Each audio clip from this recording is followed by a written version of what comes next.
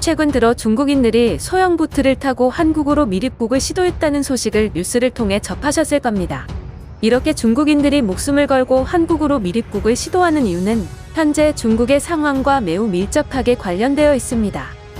세계적인 사태의 확산으로 최근 중국에서는 일자리가 줄어들었지만 한국의 일부 지역에서는 여전히 일손이 부족한 상황이기 때문에 이를 접한 중국인들이 미립국을 시도하는 것입니다.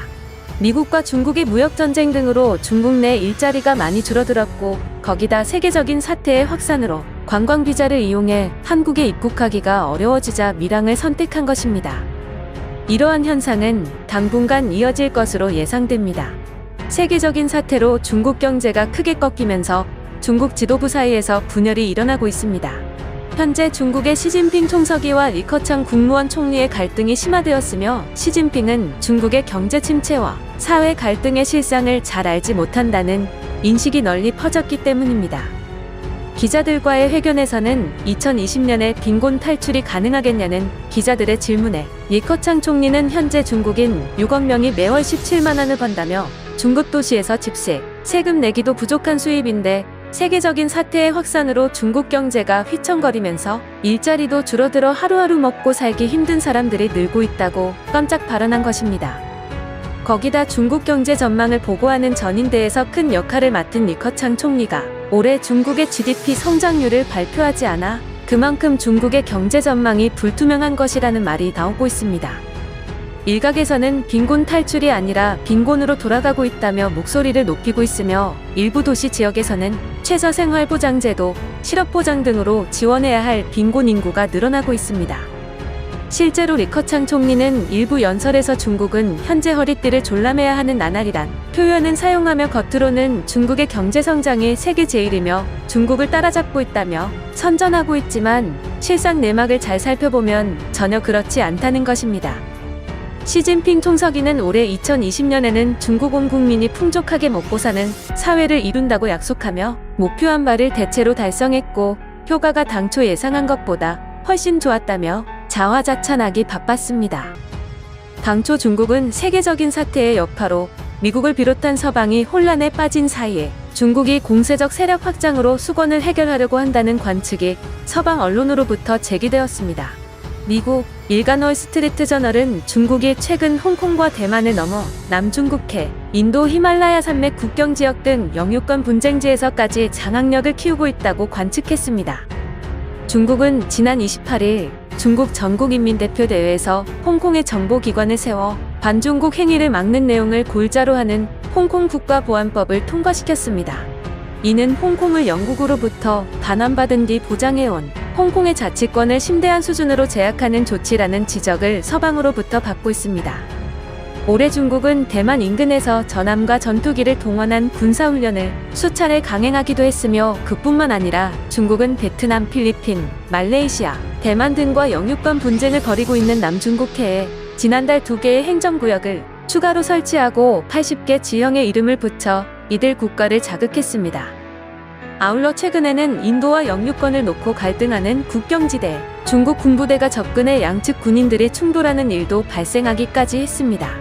월스트리트 저널은 미국과 동맹국들이 팬데믹과 그 여파의 주의를 돌린 사이 시 주석이 그간 국제사회의 반발을 사온 이슈에 관해 과감히 조처하고 있다고 평가했습니다.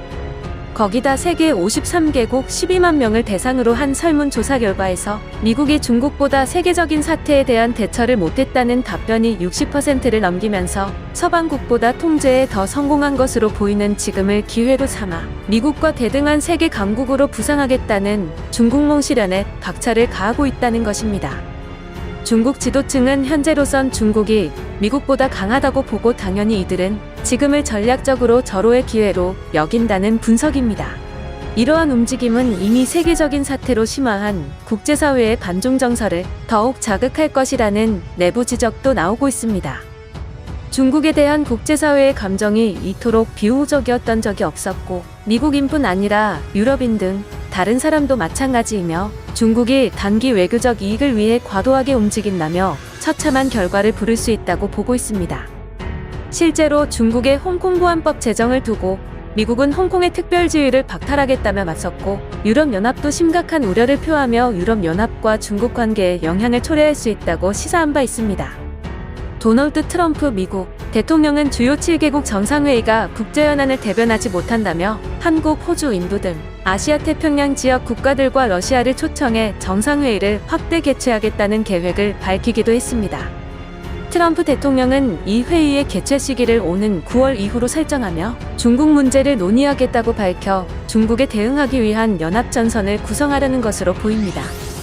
이처럼 중국의 대내외적으로 반감을 사는 행동들 때문에 해외 국가들로부터 경계를 받고 있을 뿐 아니라 국내에서는 빈부격차가 심해지는 상황이지만 이를 무시하며 중국은 세계 제1의 나라이며 모든 국민들이 잘 먹고 잘 사는 나라임을 선전하는 모습에 중국 시민들이 지쳐가고 있는 것입니다. 작년 12월만 해도 중국은 올해 국내 총생산 GDP를 2010년 대비 2배 이상 늘려서 100년 목표인 모든 국민이 편안하고 풍족한 생활을 누리는 사회를 만들었다는 역사적 선언을 준비했습니다. 지난 10년 동안 중국은 디스플레이, 반도체, 항공우주와 같은 미래 성장 산업에 천문학적 예산을 쏟아부었습니다. 연간 2,500만 대 이상의 자동차를 제조, 판매하는 내수 시장을 기반으로 화웨이, 샤오미, 하이센스 같은 기업을 육성해 최첨단 산업에서 수직 계열화를 시도하며 일론 머스크를 비롯한 일부 전문가들은 중국이 2020년에 세계 최강의 경제대국이 될 것이라고 예언했습니다. 하지만 중국의 이런 장밋빛 비전은 이제 사라진 신기루가 됐습니다. 세계적인 사태로 세계 최강의 경제대국을 불과 몇 달 만에 10년 전의 중국으로 후퇴시키고 있기 때문입니다.